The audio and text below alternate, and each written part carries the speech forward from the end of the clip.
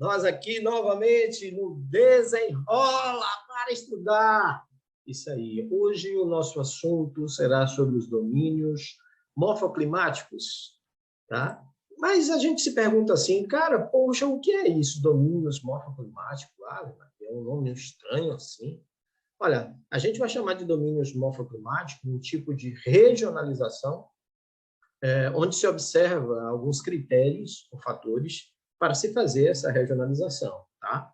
Então, os fatores que são utilizados aí para essa classificação são os fatores geomorfológicos, que têm a ver com as formas de relevo, os aspectos climáticos, hidrológicos, né, pedológicos, que têm a ver com as estruturas do solo, como elas estão formadas e definidas, os aspectos botânicos, né, que pela sua relativa homogeneidade são adotados como padrão em escala regional, tá? Então, essa é a principal, né, classificação dos domínios morfoclimáticos brasileiros. Então, nós estamos vendo aí o domínio amazônico, estamos vendo aí o domínio do cerrado, os mares de morro, né, que já a gente vai ver, também pode ser chamado de Mata Atlântica.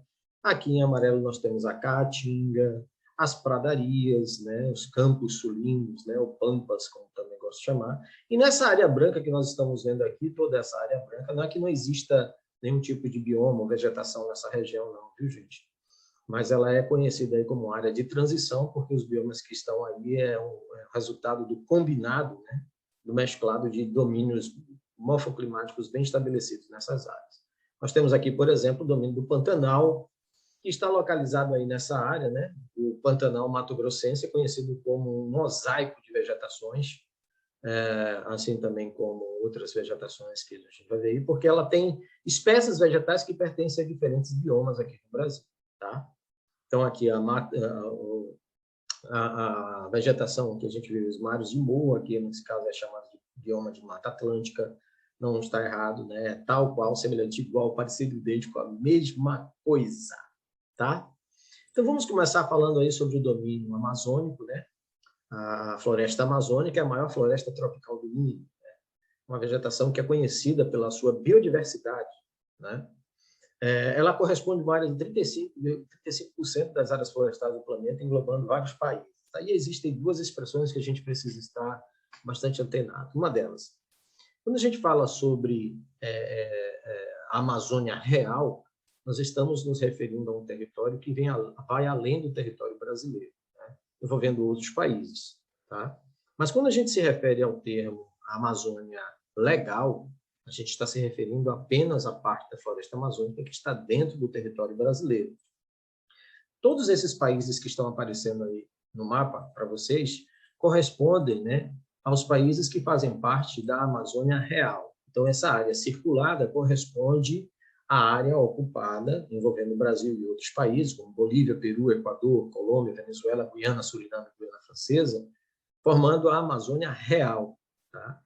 A Amazônia legal ou a Amazônia brasileira é apenas o território que está inserido dentro do território brasileiro, que corresponde aí a uma área de aproximadamente 5.217.423 quilômetros quadrados. Professor, eu preciso gravar isso aí vai cair na prova do IFBA e vai me cobrar isso? Não. Mas a gente precisa saber mais ou menos quais são os estados brasileiros que estão inseridos dentro dessa chamada Amazônia legal ou Amazônia brasileira.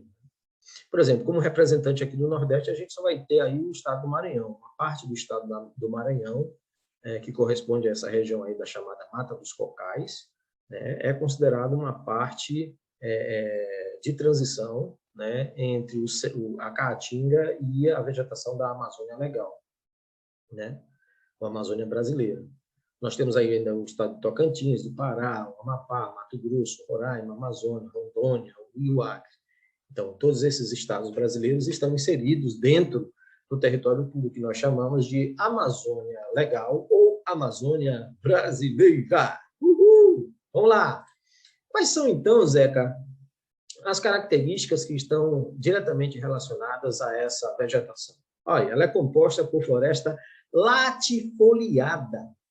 Latifoliada significa, aí, ó, esse termo, folhas grandes e largas, né? É uma vegetação perene, ela está sempre verde, Não existe nenhum período do ano que a floresta amazônica perca, por exemplo, suas folhas, né? Heterogênea, uma grande variedade de espécies, densa, de difícil penetração, né? Uma grande concentração de árvores por metro quadrado, e higrógila. As espécies vegetais que sobrevivem nesse ambiente estão sobre uma área de influência do clima equatorial úmido, que é um clima que se caracteriza por apresentar altas temperaturas o ano inteiro e altos índices de precipitação, tá? Além disso, a gente vai ver um solo de baixo poder de fertilidade, né? Baixo nível de nutrientes. Na verdade, o que justifica a existência dessa vegetação de floresta, a floresta amazônica, nesse tipo de solo com baixo nível de fertilidade, de nutrientes, é exatamente um processo de autonutrição que existe aí, né? O ciclo do hidrogênio também aí nessa região. Muita matéria orgânica depositada na superfície desses solos, com alta temperatura e uma grande umidade, é rapidamente decomposta pelas bactérias que estão presentes no solo. E o excremento, justamente, nessas bactérias, ao decompor essa matéria orgânica, é lançada novamente no solo, e são consumidas, né? Ou são reaproveitadas, né, pela própria. Então, é um processo cíclico fechado de autonutrição nesse ecossistema, nesse bioma, né?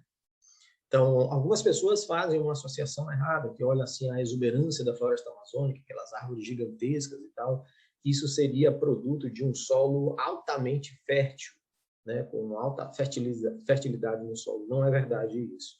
O solo amazonense é um solo ainda jovem, ainda em processo de formação e com poucos horizontes, né?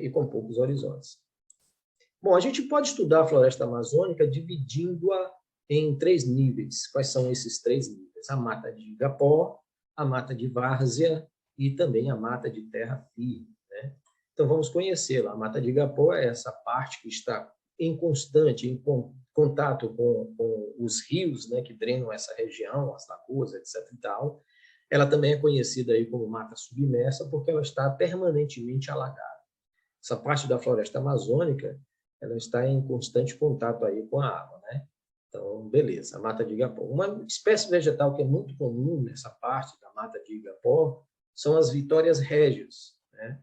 São plantas aquáticas. Bom, a gente também vai encontrar aí a mata de várzea, a gente já está vendo aí, né? Uma parte que é periodicamente alagada, então só apenas durante os períodos das cheias que essas áreas são tomadas pelas águas, né? A mata de várzea ela vai apresentar também um solo, né? O solo de várzea, que é acrescido aí por substâncias, né? Como a ureia, né? Que é liberada principalmente pelos peixes que ocupam essas bacias, né? Esses pequenos igarapés que se formam aí no território de mata de várzea, né? A floresta tem um papel fundamental, inclusive, para a disseminação de nutrientes nessas águas, né? E esses peixes também têm um papel fundamental na fertilidade desses solos. O problema do solo de várzea é que ele não pode ser aproveitado durante o ano inteiro, né? Uma vez que o período do ano, né, a metade do ano, ela fica completamente tomada pelas águas, né? Ficam alagadas, né? Bom, e aí a gente tem também a mata de terra firme, que representa a maior parte da região ali, né? Por uma área que está sob um relevo um pouco mais elevado, né? Onde não são atingidos pelas cheias, pelas inundações. A floresta amazônica ela está assentada predominantemente, gente, num terreno chamado de planície sedimentar amazônica, tá? Uma planície, uma região de planície. Essa talvez seja uma das principais características que mostram, né, esse grande tapete verde que se forma. A floresta amazônica que tem outros nomes, ela é conhecida também como inferno verde, a ilhéia amazônica, né? São outros nomes que são atribuídos a essa vegetação. É uma formação densa, úmida e escura, e a copa das árvores elas se entrelaçam e formam um tipo de telhado, né, que conseguem reter até aproximadamente 95% da luz solar, né? Nessa parte da mata de terra firme, a castanha do Pará, o caucho e o guaraná são espécies de plantas comuns encontradas nessas áreas. Muito bem, agora a gente vai falar sobre um segundo bioma que também está na categoria de porte de floresta, né? Entenda, viu, gente? Mata e floresta são identidades relacionadas ao porte da vegetação. Então, são árvores de grande porte que formam esse tipo. Então, se por acaso aparecer assim, a vegetação de floresta, vegetação de mata, o porte dela é arbóreo, certo? Arbóreo, do tipo árvores, tá? Então, a Mata Atlântica, a gente vai falar agora sobre a Mata Atlântica, esse bioma, né, de Mata Atlântica, também conhecido como mares de morro. Já já você vai ver por que tem esse nome também de mares de morro, tá? O domínio de Mata Atlântica, o bioma Mata Atlântica, ela vai englobar aí uma área de 1.306.000 quilômetros quadrados. Ela ocupa 15% do território brasileiro, cobrindo totalmente ou parcialmente 17 estados brasileiros. Ela, como já está falando aí, é um bioma que se localiza no litoral, né, no litoral brasileiro. E essa parte, ela vem sofrendo, o litoral brasileiro, vem sofrendo com a ocupação humana desde 1500. A gente sabe que a maior parte da população brasileira vive exatamente aonde? No litoral, né? No litoral. Então, uma boa parte dessa vegetação, ela foi totalmente devastada ou pelo processo de ocupação, surgimento de cidades, pela expansão das fronteiras agrícolas, né? Cana-de-açúcar, café, né? Nessas áreas, né? A especulação imobiliária também destruiu muito dessas áreas para o surgimento de bairros residenciais, né? E etc. E tal. Ainda hoje se faz isso, né? Se destrói parte dessa vegetação. O fato é que hoje a Mata Atlântica é o bioma brasileiro mais devastado. Já a gente vai ver aí níveis dessa devastação. Características dela, né? A sua vegetação original, ela cobriria o Brasil aí do Rio Grande do Norte ao Rio Grande do Sul, tá? Toda essa faixa litorânea aí. Tem características semelhantes à floresta amazônica, como vocês podem perceber aí. Sua formação vegetal, ela é latifoliada, heterogênea, densa e higrófila, né? Características semelhantes. Ainda com relação a essa vegetação, a gente vai perceber que existem algumas diferenças, né? Olha, a vegetação da floresta amazônica está numa área de região de planície. A floresta, ou a Mata Atlântica, ela já vai ser encontrada aí numa área de relevo com variações altimétricas. A gente chama esse relevo de relevo mamelonar, né? São aquelas áreas de elevação, né? Serra do Mar, Serra da Mantiqueira, né? E etc. e tal, né? A sua localização, ela está em maiores altitudes, claro, isso é um relevo mamelonar com morros, né? Morros espalhados próximos ao litoral, por isso desse nome, mares de morro, né? Se estabelece aí com variações altimétricas maiores que a floresta amazônica. Ela também vai se diferenciar da Amazônia porque ela vai apresentar algumas variações climáticas. A Amazônia tem um clima equatorial. Já a floresta de Mata Atlântica, como vocês podem perceber, você vai ter o clima tropical úmido de altitude, né? E também vamos encontrar mais em direção ao sul, né? O clima subtropical. Se ela existisse na sua totalidade, ela teria muito mais biodiversidade que a própria floresta amazônica, só para vocês terem uma ideia, né? Em 2002, a Mata Atlântica, ela teve toda a sua extensão declarada como reserva da biosfera. E eu vou mostrar para vocês aqui agora qual seria a área ocupada tradicionalmente por essa vegetação e o que existe de floresta de Mata Atlântica na atualidade. Então, vamos lá. Bom, aqui à esquerda, vocês estão vendo qual seria a área originalmente ocupada pela floresta de Mata Atlântica. Ela se estenderia do Rio Grande do Norte ao Rio Grande do Sul, como vocês podem ver aí nessa cor verde escura. No mapa da direita, você está vendo alguns pontinhos exatamente aqui nessas regiões. Deixa eu colocar aqui no mouse, aqui, tá vendo? Esses pontinhos que vocês estão vendo, né, é a área que hoje existe de Mata Atlântica aqui no Brasil. Mais de 97% dela já foi totalmente devastada, inclusive com essas políticas de reflorestamento, etc. e tal, mas a gente sabe que incêndios acontecem com muita frequência, como no ano passado, queimou uma boa parte ali naquela região da Serra do Mar, Serra da Mantiqueira, né? Incêndios até, podemos dizer assim, criminosos, tá? Bom, outra vegetação que também é do porte arbóreo é a mata de araucária, que se estende aí na região sul do Brasil, né? Também conhecida como Mata dos Pinhais, a Mata dos Pinhais. Ela ocupava ali originalmente a região sul do Brasil, né? Com cerca de 185 mil quilômetros quadrados. O que é que existe de característica interessante aí sobre essa vegetação? Está aqui, ó. A vegetação é uma vegetação aberta, então ela dá aquela ideia de bosque, né? É uma árvore aqui, outra árvore ali, né? Espalhadas, e aquela vegetação rasteira, né? Com pouca variedade de espécies, nesse caso aí, com predomínio, né, das espécies de pinheiros, com destaque ao pinheiro de araucária, que dá nome, inclusive, a essa vegetação. Essa vegetação está sobre uma área de clima subtropical, né?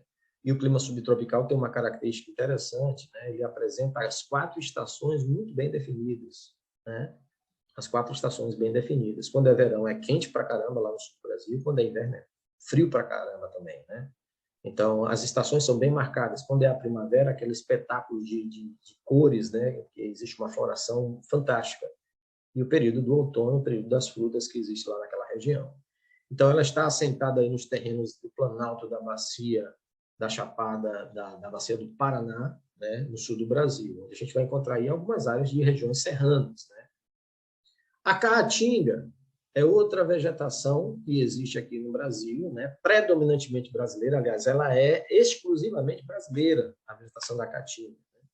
Uma vegetação que é encontrada aqui na região nordeste do Brasil, e é vista, inclusive, como símbolo, né, característico aqui do Nordeste. Ela se estende aí por todo o interior do Nordeste brasileiro, na parte oriental, e é marcada aí pelo clima semiárido. Por que semiárido? Porque existem períodos chuvosos, né? O período de chuva na Caatinga vai justamente de dezembro a março. Esse é o período chuvoso nessa região aí da Caatinga, né? E é marcada pelo clima semiárido com chuvas irregulares, tá? O cenário árido é uma característica aí da Caatinga, né? Que na descrição lá na língua indígena significa aí mata branca, né? Mata branca. E quem conhece esse ambiente aí da Caatinga sabe do que eu vou falar, né? Se você passar por ela no período que corresponde ao período aí da estiagem, muitas pessoas podem ter uma falsa impressão de que toda a vegetação está morta, né? Ela não está morta. É porque essa vegetação tem uma característica, né? Ela apresenta uma característica de proteção, que é a perda das folhagens. A gente chama essa característica de caducifoliagem, né? Caducifoliagem, ou folhas caducas, como queiram falar, né? Mas quando começam, né, as primeiras chuvas, acontece nesse território um espetáculo de vida, né? Uma explosão de vida. Tudo acontece de forma bastante acelerada dentro desse território, né? Então, ainda falando sobre a Caatinga, né, vocês podem ver aqui no mapa que essa vegetação ela está próxima do litoral, toda essa região aqui do litoral, né, do Oceano Atlântico, mas exatamente aqui nesse ponto existe um planalto que impede a passagem dos ventos alísios, né, de ventos úmidos que sopram nesse sentido, né, para atingir esse território aqui onde está localizado, né, a depressão sertaneja Caatinga, né? É o planalto da Borborema, né, o planalto da Borborema.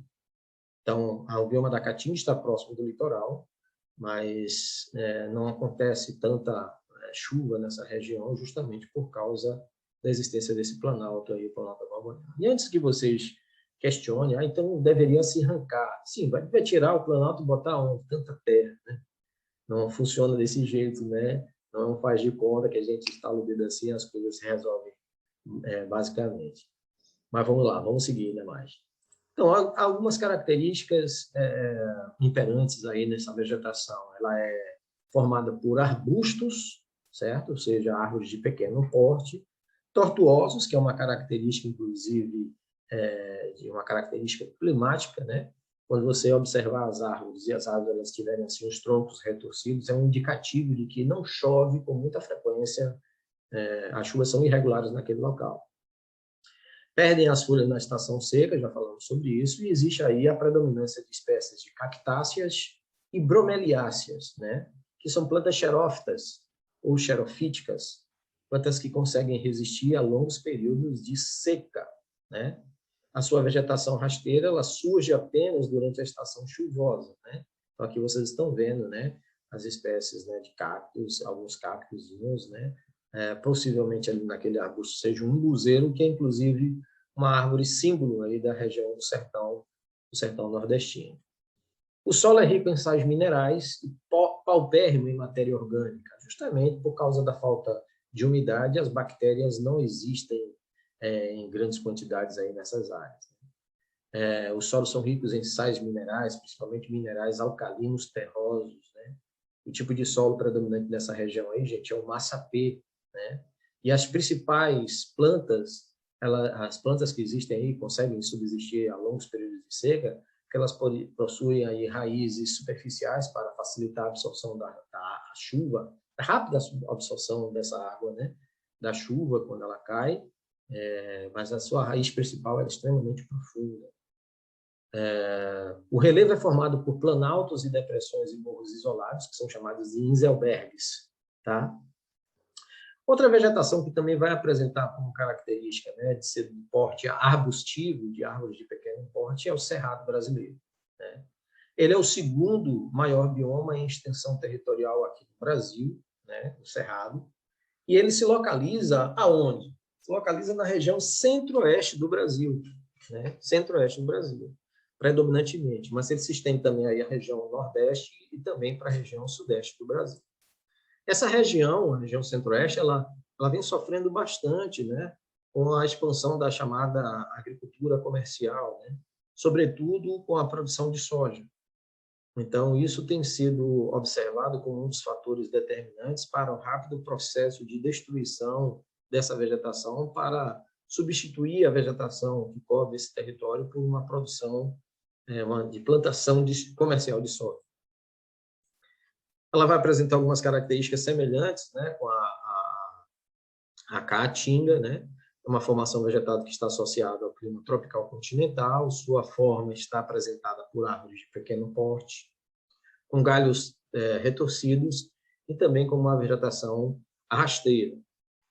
Então, ser celeiro do Brasil, celeiro aí, essa expressão está se referindo à produção de grãos, devasta o cerrado brasileiro, né? Enquanto o país bate recordes de produção e exportação de grãos, cursos d'água são contaminados, animais entram em lista de extinção, e uma área do tamanho do estado de Alagoas é desmatada anualmente no Cerrado brasileiro. Infelizmente, isso é uma triste realidade.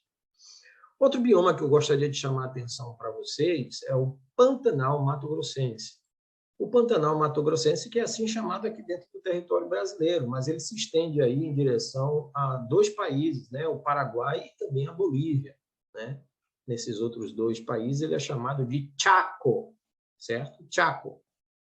É uma vegetação que é considerada hoje um verdadeiro banco genético pela grande variedade de espécies vegetais que pertencem a outros biomas aqui no Brasil, que são encontradas aí nessa área. Ela está associada, né, está assentada numa área de relevo de planície, a planície do Pantanal, que cobre aí 2/3 da região, né? É considerada aí a planície mais alagável do planeta. No ano passado, nós assistimos, vendo os incêndios na região do Pantanal mato-grossense e a velocidade com que toda aquela região estava sendo completamente devastada pelo incêndio, né, pelas queimadas, né? E a demora, inclusive, da ação do governo e de outras organizações para controlar aqueles incêndios naquela região. Muito bem. Uma das explicações para que essa área seja considerada a planície mais alagável do mundo é porque ela está localizada ao redor, no meio, né, de uma área com relevos com variações altimétricas maiores, né? No lado boliviano você tem a Cordilheira dos Andes, no lado brasileiro você tem o Planalto Central. Então ela fica assentada na parte de baixo, né? Acredita-se, inclusive, que essa região do Pantanal tenha sido uma área de afloramento do assoalho oceânico, né? Aquela parte do fundo do oceano que, durante a colisão das placas tectônicas, acabou sendo soerguida, colocada para cima, né? Então, o solo é pobre, né, e apresenta uma grande quantidade de sal, o que reforça a teoria de que o Pantanal, como nós já havíamos dito, foi parte aí do assoalho oceânico. Nós também vamos encontrar, né, as zonas costeiras, onde a gente vai ver esse bioma que é muito comum, né? São os manguezais, né? Os manguezais que têm, gente, um papel fundamental, né, para a subsistência dos ecossistemas marinhos, né?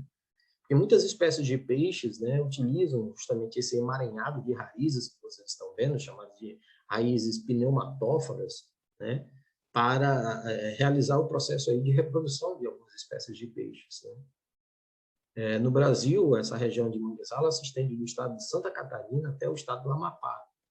Uma boa parte aí da linha de costa do Brasil é coberta pelos manguezais, né? Temos também os biomas psamófilos, né, que são dunas de areias restingas, né, que são também encontradas próximas aí ao litoral. A gente vai encontrar nessa região, nesses ecossistemas, né, das praias e restingas e dunas, é uma vegetação típica aí, que é o capim da praia, ou a salsa da praia, né, o capim da areia, que é muito comum aí nessas áreas. E também vamos encontrar aí os campos sulinos, né, os pampas, como o pessoal gosta de chamar, né? Então, toda essa vegetação que vocês estão vendo aí nessa imagem, né, ao longo de toda essa extensão, é uma vegetação característica, gente, isso daí não foi desmatado, não. Esses campos, eles são muito comuns aí. Se existe uma parte aqui no Brasil onde a criação de gado poderia ser dinamizada, e como é dinamizada, sem a necessidade de se desmatar, seria essa região dos campos sulinos, né? Ela não é uma vegetação arbórea, também não é uma vegetação arbustiva, é uma vegetação predominantemente o quê? Herbácea, uma vegetação rasteira, comum aí em áreas planas e também de clima subtropical, certo? De clima subtropical. Pois bem, sobre vegetações ou sobre biomas, é isso aqui. Eu coloquei algumas questõezinhas aqui para a gente analisar e responder com vocês. Então, vamos à primeira delas. Olá. É um mosaico de coberturas vegetais, que formam um diagonal que separa as duas florestas tropicais do Brasil. A noroeste, a floresta amazônica, e a leste, a Mata Atlântica. Ela está exatamente numa área entre essas duas vegetações, entre a floresta amazônica e a floresta de Mata Atlântica. Ela está nesse meio. Esse mosaico se desenvolve numa área de baixa pluviosidade, numa área onde existe pouca chuva, gente, pouca chuva. As causas da pouca chuva e suas distribuições irregulares estão associadas aos fortes ventos alísios que não trazem umidade para a região. Que tipo de bioma é esse? Que tipo de domínio morfoclimático está se referindo, que está entre a floresta amazônica e a Mata Atlântica? Que seria esse? Então, se você respondeu as vegetações das caatingas, certo? Você acertou. Nesse bioma que a gente já viu, né? A caatinga está na região de semiaridez, está, portanto, entre a Mata Atlântica e a Floresta Amazônica, beleza, com baixa pluviosidade também, é uma característica também dela, as espécies xerófitas que existem aí nessa região, e o porte arbustiva, né? Vegetação com árvores de pequeno porte. Vamos para a segunda questão? Está aí. A questão, já apareceu ali um dado, a questão está relacionada ao mapa e ao texto representado a seguir. Que vegetação é a número 1? Bom, a gente pode dizer que ali naquela área de número 1 pode ser a floresta amazônica, né? A 2 ali pode ser a mata dos cocais.